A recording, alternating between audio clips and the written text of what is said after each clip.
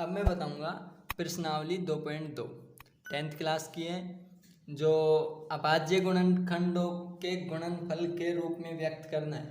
सबसे पहला क्वेश्चन है कि ये जो बहुत सारी संख्या दे रखी है 468, 945, 140, 3825, 20570। तो सबसे पहले मैं एग्जाम्पल ले लेता हूँ चौथा 38, 25।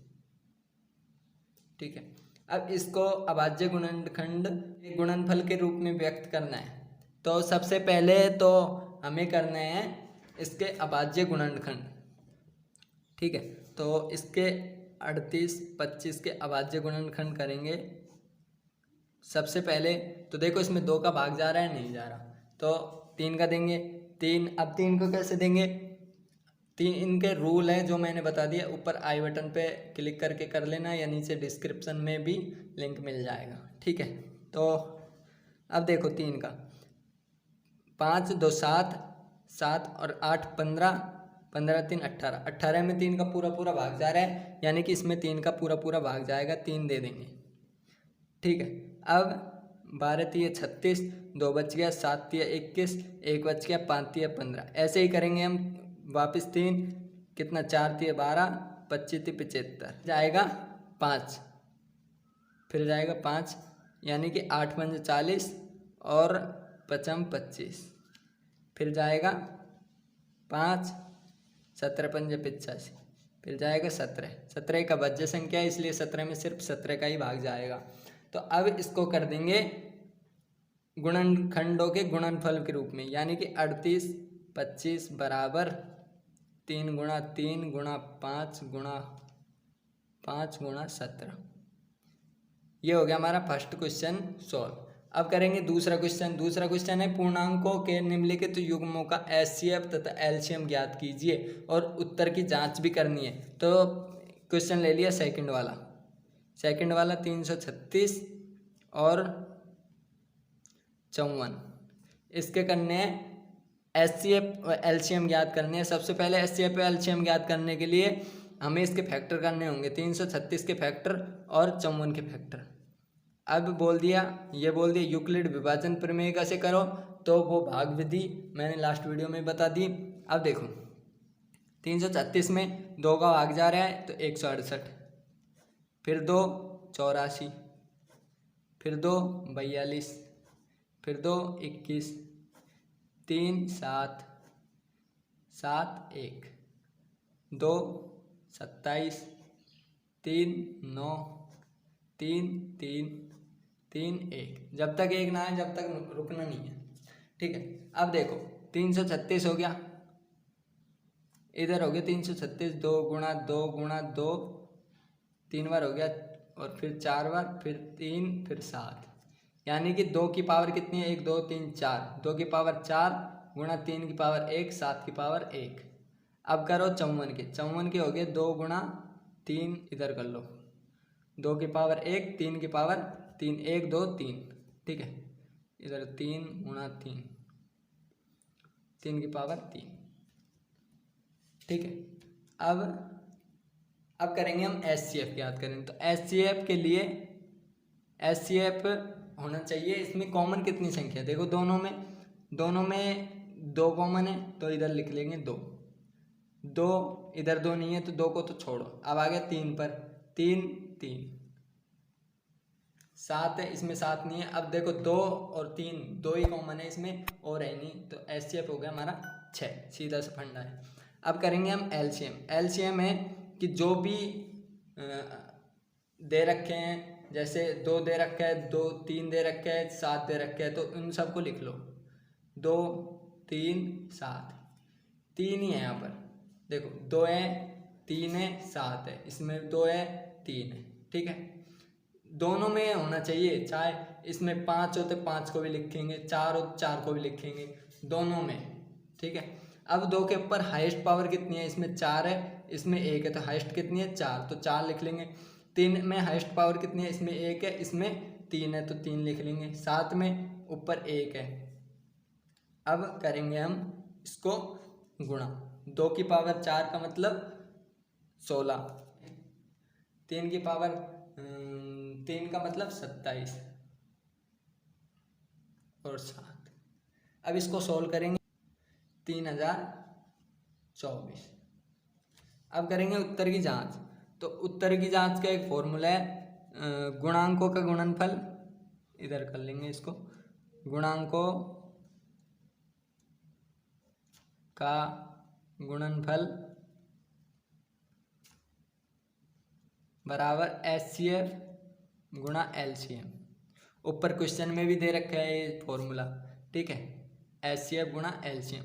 गुणांकों का गुणनफल क्या है हमारा, देखो 336 गुणा 54, दोनों को जो भी संख्या दे रखी है उनको गुणा कर लेंगे, और जो भी हमारा HCF LCM आया उनको हम गुणा कर लेंगे। 6 गुणा 3024। अब इसको गुणा करेंगे तो, और दोनों उसको 6 गुणा 3024 को गुणा करेंगे तब आएगा 18,144। इसका गुणा करेंगे तो 18,144, ठीक है। अब नेक्स्ट क्वेश्चन है, किसी खेल के मैदान के वृत्ताकार पथ पर मैदान का एक चक्कर पूरा करने में रमन को 18 मिनट लगते हैं। अब देखो एक वृत्ताकार पथ है, ठीक है, एक वृत्ताकार पथ है, उस पे रमन को चक्कर लगाने में 18 मिनट लगते हैं, जब उस ही वृत्ताकार पथ पर अनुप्रिया को चक्कर लगाने में 12 मिनट का समय लगता है। देखो एक वृत्त है, वृत्ताकार पथ है, इसमें दो, एक तो है रमन और एक है अनुप्रिया, ठीक है। रमन है और अनुप्रिया है। रमन को लगते हैं 18 मिनट एक चक्कर में, और अनुप्रिया को लगते हैं 12 मिनट का समय, ठीक है। यानी कि लेट कौन, धीरे कौन चल रहा है, रमन। अब माना दोनों एक स्थान से एक ही समय पर चलना प्रारंभ कर ले, कोई पॉइंट है एक, इस पर एक ही समय में एक ही स्थान से प्रारंभ करते हैं और एक ही दिशा में चलते हैं, तो बताइए कितने समय बाद दोनों पुनः प्रारंभिक स्थान पर मिलेंगे। अब देखो इसमें करेंगे हम दोनों का एलसीएम निकाल लेंगे दोनों का, ठीक है। अब 18 का और 12 का, 18 और 12, 18 तो हो गया 2 गुणा 3 गुणा 3, 12 हो गया 2 गुणा 2 गुणा 3। अब एलसीएम हो गया 2 गुणा 3, 2 की पावर कितनी है 2, 3 की पावर कितनी है 2, यानी कि देखो 2 तो इसमें है 2 एक बार और 3 है 2 बार, इसमें 2 है 2 बार और 3 है 1 बार, तो 2 की हाईएस्ट पावर कितनी है 2, 3 की हाईएस्ट पावर कितनी है 2, लिख लिया। अब 4 गुणा 9 यानी कि 36 मिनट बाद दोनों एक स्थान पर मिलेंगे। अब रमन तो लगा देगा इसमें 2 चक्कर, अनुप्रिया लगा देगी 3 चक्कर, यानी कि अनुप्रिया ज़्यादा तेज दौड़ रही है इसलिए अनुप्रिया 3 चक्कर लगा दी। अब अगला क्वेश्चन है, एक संगोष्ठी में हिंदी, अंग्रेजी तथा गणित में भाग लेने वाले प्रतिभागियों की क्रमश संख्या है 60, 84 और 108। 3 हिंदी, अंग्रेजी तथा गणित में भाग लेने वाले प्रतिभागियों की संख्या है ये 60, 84 और 108। यदि प्रत्येक कमरे में बराबर संख्या में एक ही विषय के प्रतिभागी बैठाए जाते हैं तो आवश्यक कमरों की न्यूनतम संख्या, न्यूनतम पूछ रहा है, अब इसमें न्यूनतम पूछ रहा है यानी कॉमन आएगा, तीनों का गुणनखंड करेंगे, तीनों का HCF निकाल देंगे। 60 के पहले गुणनखंड करेंगे तो 2 गुणा 2, 3 गुणा 5, यानी कि 2 के पावर 2 गुणा 3 पावर 1 5। अब करेंगे 84 की 2 गुणा 2 गुणा 3 गुणा 7, यानी कि 2 की पावर 2, 3 की पावर 1, 7 की पावर 1।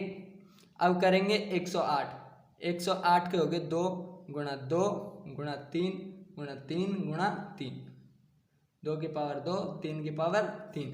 अब HCF निकालेंगे तो HCF हो गए 60, 84, 108 के, देखो कॉमन क्या है इसमें 2 2 2, 2 हो गया, 2 2 2, फिर 2 हो गया।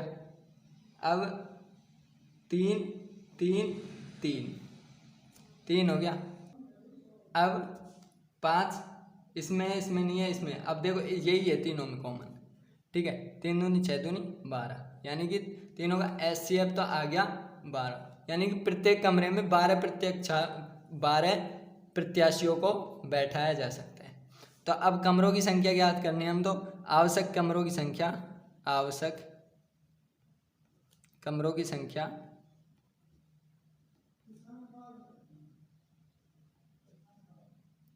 की संख्या तो इसका फॉर्मूला प्रत्याशियों की कुल संख्या तो कितनी है, तीनों को जोड़ लो, कितना आएंगे 252/12, यानी कि 21। आवश्यक कमरों की संख्या कितनी है